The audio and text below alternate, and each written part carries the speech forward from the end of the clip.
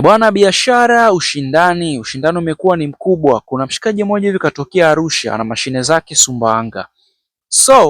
Kuna mchizi tulimpa mashine yetu. Hasa huyo jamaa, unajua kutafuta vituo kumshawishi mtu mpe mashine is not easy bro.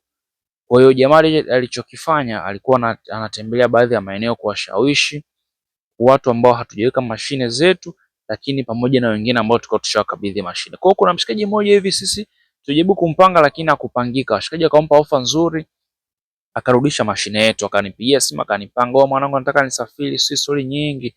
Nikamwambia mwanangu, mimi naelewa hiyo, wewe unataka kuchukua kampuni nyingine, mimi sina shida, ngoja nije nichukue mashine tupeleke kwingine. Kaongea na Mchina kidogo akawa na wasiwasi, akasema hapana, pale kuna biashara nzuri.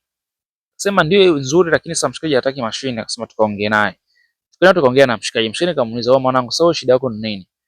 Yaani Mchina anataka kusikiliza, yaani kama kuna ofa unahitaji tuzungumza. Kanambia washikaji wenyewe nataka niongezee percent.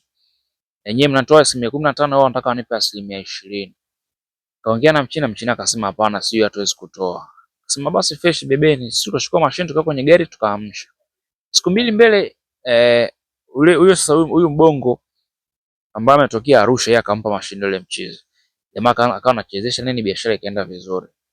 Sasa Mchina akasema itabidi tutafute mtu wa kumpatia mashine maeneo yale. Tafuta, kila mtu anagoma, hataki kuchukua mashine. Sasa siku moja tunafika pale, tupo na bosi. Sasa huyu Mchina ambaye niko namzungumzia ni Mchina ambaye natembea naye kwenye gari. CEO bosi ana kazi yake home. Sasa siku hiyo tukatembea na bosi. Akasema ngoja nikaangalie hiyo eneo. Tupofika pale, akashuka akaniambia kaiangalie kama mashine imo. Tupo kwenye gari, amebaki kwenye gari, nikamwambia mwanangu ni msala. Nikienda mle nikicheki afu kwanza atashangaa kwa nini kuja kuangalia wakati mashine ino haipo. Kanambia bwana wewe nenda. Kwa hiyo nikaenda pale nikawapa ona inakuwaje fresh kama kawa nikarudi kwenye gari nikamwambia mashine bado ipo. Sasa yule alijua alikuwa ashaichukua, akasema fresh. Sasa Mchina akaenda kuiangalia, akachukua box akaanza kuviingiza pale ambako tunaingizia vichele. Kwa mashine ikawa imeharibika.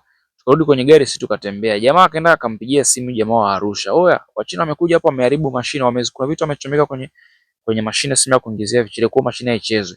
Jamaa naye wa Arusha huyo akaenda polisi. Oya, huyu Mchina akaenda kuharibu mashine yangu. Mchina naye jichekesha. Sasa sijaiharibu, umeiharibu. Yule jamaa wa Arusha akasema na hii mashine ingekwisha niingizia kama 500,000 kwa muda huu. Mchina anashtuka. Wewe ile sema ina biashara wewe, 500,000 siku moja umeitoa wapi? Jamaa akasema ndio hivyo, mimi ndo mapato yangu pale kwa siku. Kwa hiyo wewe ndo umesababisha nisiyapate, kwa hiyo nipe hiyo hela. Kama hutaki tunaenda mahakamani. Kwa mara ya kwanza bosi anatoa faini shilingi 500,000 kwa sababu tu ameharibu mashine ya mbongo. Oya, huyo mbongo, saluti kwa mbongo. Salute.